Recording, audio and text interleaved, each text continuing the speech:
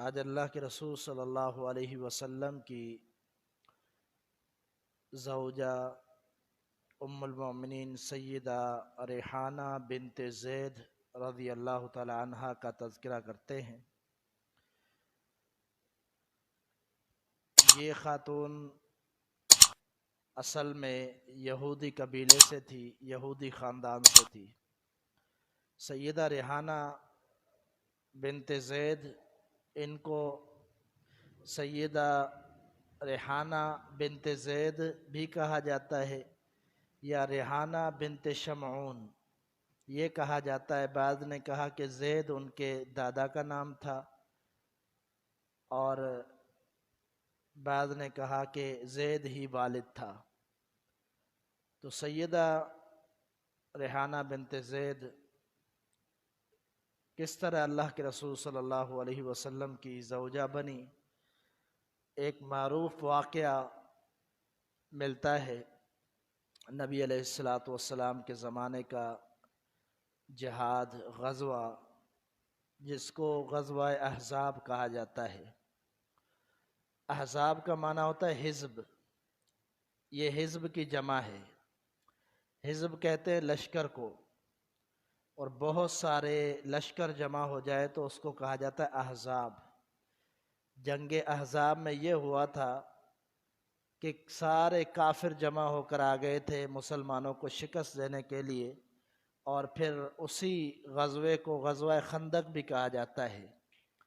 جب سیدنا سلمان فارسی رضی اللہ تعالیٰ عنہ نے یہ مشورہ دیا تھا کہ اللہ کے رسول صلی اللہ علیہ وسلم، ہم چاروں طرف سے بڑی خندق کھود دیتے ہیں، چاروں طرف سے بڑے گڑھے کھود دیتے ہیں، جب گڑھے ہوں گے تو فاصلہ ہوگا، گھوڑے والا بھی آگے آنے سے ڈرے گا، اور اگر آگے آنے کی کوشش کرے گا گھوڑے سمیت نیچے گڑھے میں گرے گا، اور پھر اس طرح ہم ان پر قابو پا سکتے ہیں۔ کیونکہ مسلمان کم تعداد میں تھے، وہ سارے لشکر مل کر آ گئے تھے لڑنے کے لیے۔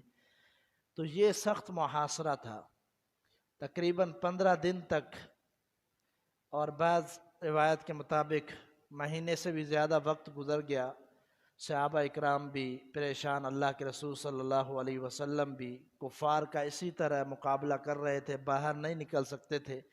تو یہ سلسلہ جاری رہا۔ پھر اللہ کی طرف سے یہ ہوا کہ بہت تیز ہوا چلی، جس کی وجہ سے کفار سارے کے سارے تتر بتر ہو گئے اور بھاگ گئے، اور ان کو شکست ہوئی۔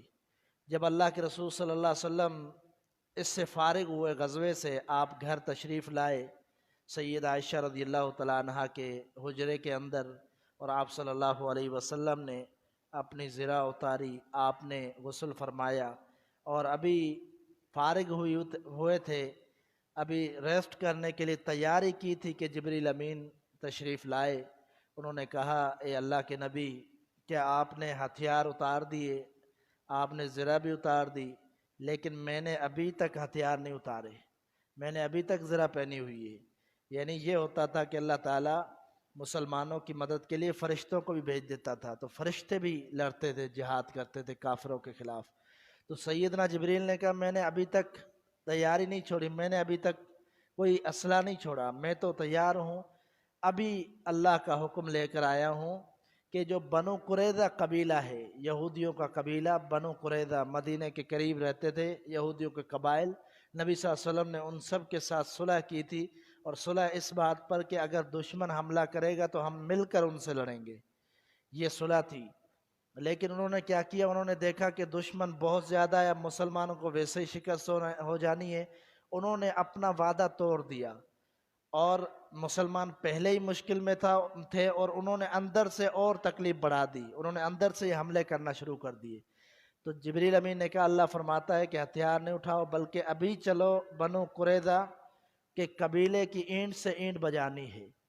یہ حکم ہوا تو نبی صلی اللہ علیہ وسلم نے فرمایا کہ صحابہ کو فرمایا، تیاری کر لو اور بنو قریظہ کی طرف جانا ہے۔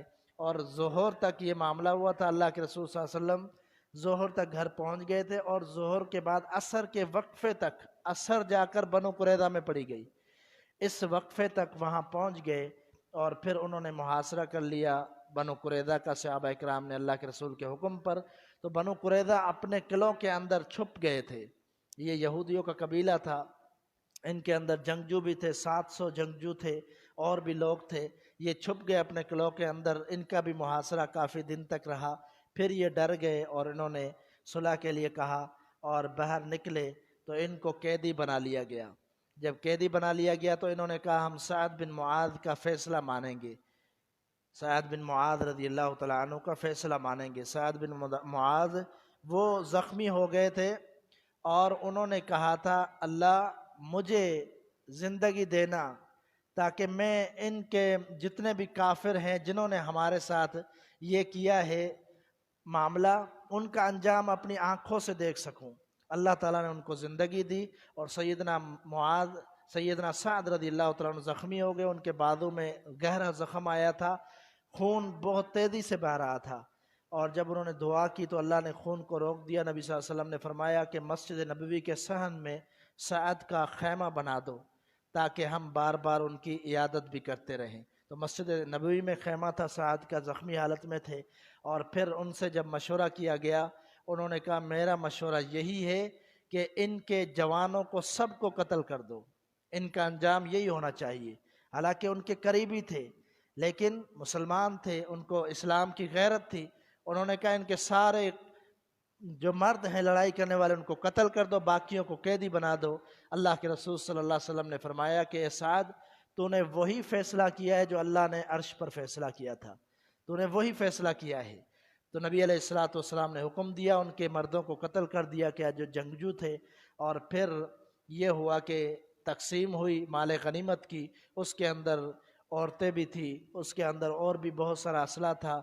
تو نبی علیہ السلام کے حصے میں جو کنیز آئی، جو خاتون آئی جنگ کے جو مال غنیمت میں، وہ تھی ریحانہ بنت زید رضی اللہ تعالی عنہ. جب یہ مسلمان نہیں تھی، یہودیہ تھی، جب آئی اللہ کے رسول کے حصے میں آپ کے قریب بیٹھی ہوئی تھی. آپ نے فرمایا کہ میں تمہیں اسلام کی دعوت پیش کرتا ہوں. انہوں نے انکار کر دیا. اللہ کے رسول نے فرمایا کہ اگر آپ اسلام قبول کر لو تو میں آپ کو اختیار کر دوں، یعنی آپ کو آزاد کر کے آپ سے شادی کر لوں. لیکن اس نے پھر بھی انکار کر دیا. اللہ کے رسول صلی اللہ علیہ وسلم کو ناپسند آئی بات، لیکن آپ نے اس کو کچھ نہیں کہا. اور آپ صلی اللہ علیہ وسلم صحابہ کے ساتھ بیٹھے ہوئے تھے. آپ نے کہا کہ یہ ابن سعیہ آ رہا ہے، یہ بڑی خوشخبری لے کر آ رہا ہے. اور واقع میں وہ آیا اور اس نے آ کر کہا کہ ریحانہ بنت زید نے اسلام قبول کر لیا ہے. نبی صلی اللہ علیہ وسلم کو خوشی ہوئی، مسرت ہوئی. پھر آپ صلی اللہ علیہ وسلم نے سیدہ ریحانہ بنت زید سے نکاح فرما لیا.